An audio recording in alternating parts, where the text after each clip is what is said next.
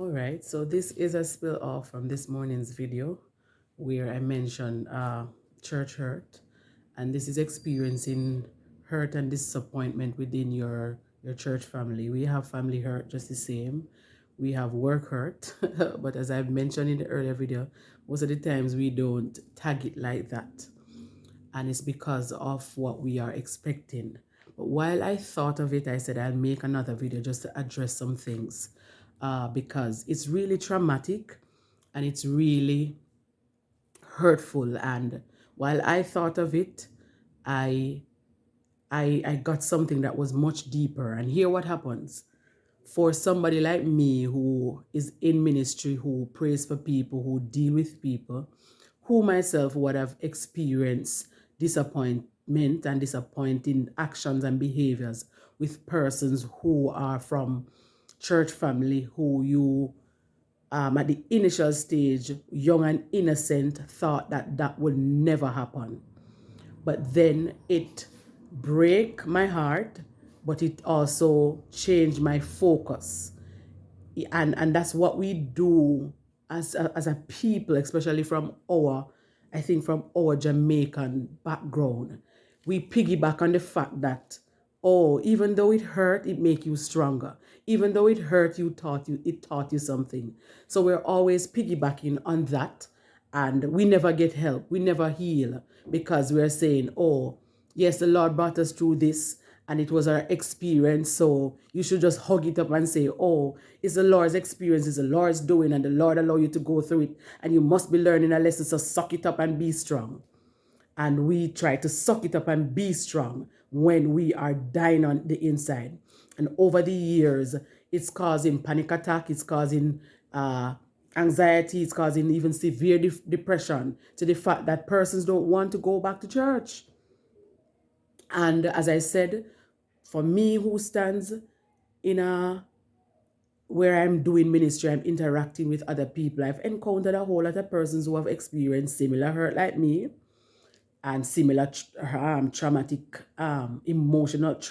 emotional distress in a church setting. And what happened is that when it is brought to my attention, sometimes it's people that I know, sometimes it's people that I don't know. But people see you, they hear you talking, and they reach out to you and they share what they are going through because they say, oh, you have been through what they have been through. And you are somebody who is a helper, you're a listener, you're a counselor, you're a coach. So they reach out to you and they throw everything that they have experienced on me. Look what happened. I was socialized to think, oh, you had to go through it because it's going to make you strong and it's going to make you tough. And the Lord had to put you through it so that you could strong up and get you ready for this. Yes. But does that stop that from affecting me emotionally? No, no, no, no.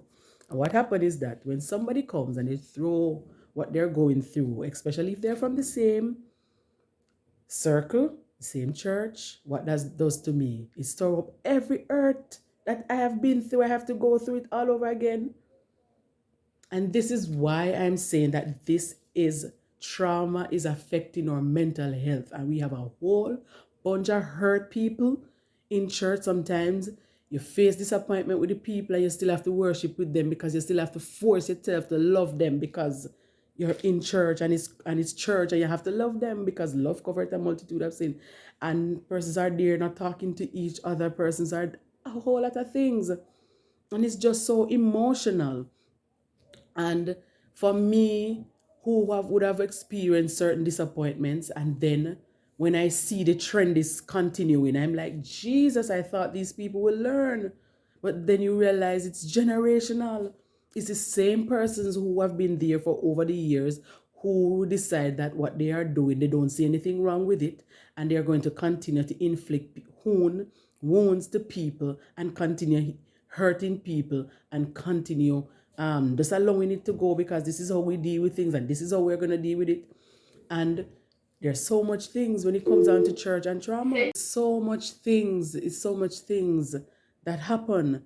And yes, I mentioned that when persons reach out and the share is like it crushes me again, and I have to deal with that fact that I've been through the same thing and years have passed and you learn to forgive, but then they're doing it to somebody else.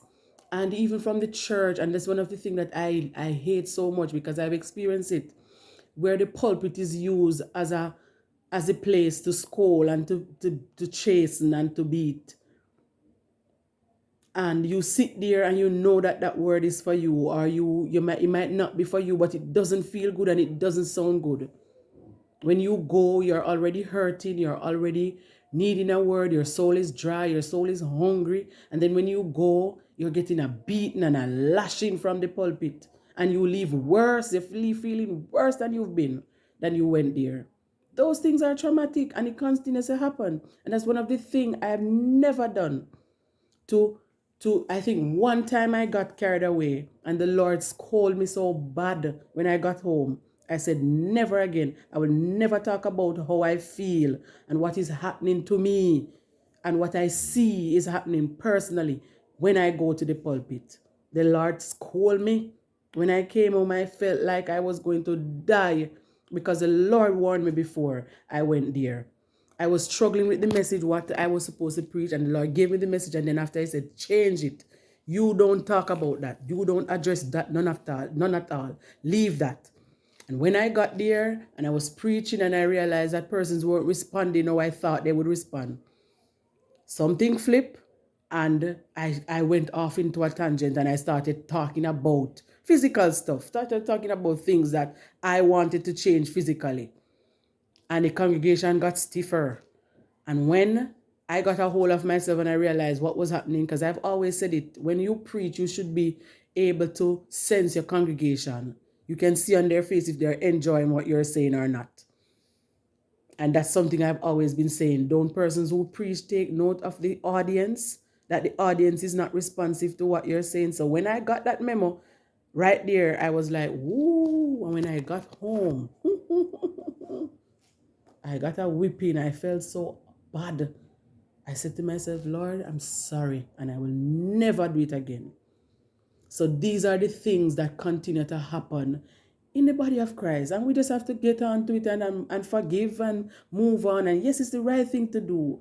But every time you hear another incident of somebody who go through the same thing and is going through the same thing, especially if you're empathetic like I am, it stirred back everything. And I gone to talk about what I've been through 20 years ago.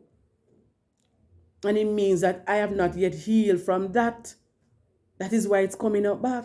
So it's a whole lot. It's a whole lot.